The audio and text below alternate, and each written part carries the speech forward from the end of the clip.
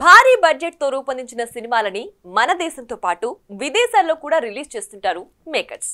ఈ క్రమంలోనే రిలీజ్ అయిన బాహుబలి 2, RRR సినిమాలు ఏ రేంజ్ లో వసూళ్లు కొల్లగొట్టాయో మనం చూసాం కూడా. అయితే అదే ఊపులో జపాన్ లో రిలీజ్ అయిన ఈ బ్లాక్ బస్టర్ మాత్రం బాక్స్ ఆఫీస్ వద్ద సత్తా చాటలేక బోర్లా పడిందన్న వార్తలు ఇప్పుడు నెట్టింట సందడి చేస్తున్నాయి. కల్కి 2898 AD pan world star Prabhas title role పోషించిన ఈ సినిమా ప్రపంచవ్యాప్తంగా 1000 కోట్ల మార్కును దాటిన సంగతి తెలిసిందే.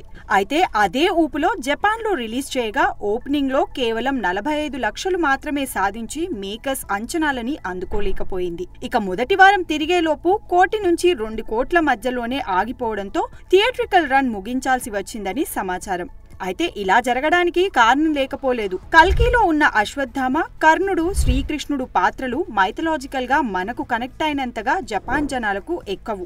అందులోనూ ఈ పాత్రల మధ్య సంబంధం అర్థమైతే తప్ప సినిమాని ఆస్వాదించలేరు. దీంతో సహజంగానే కల్కికి ఆశించిన స్థాయిలో రెస్పాన్స్ దక్కలేదని అర్థమవుతోంది.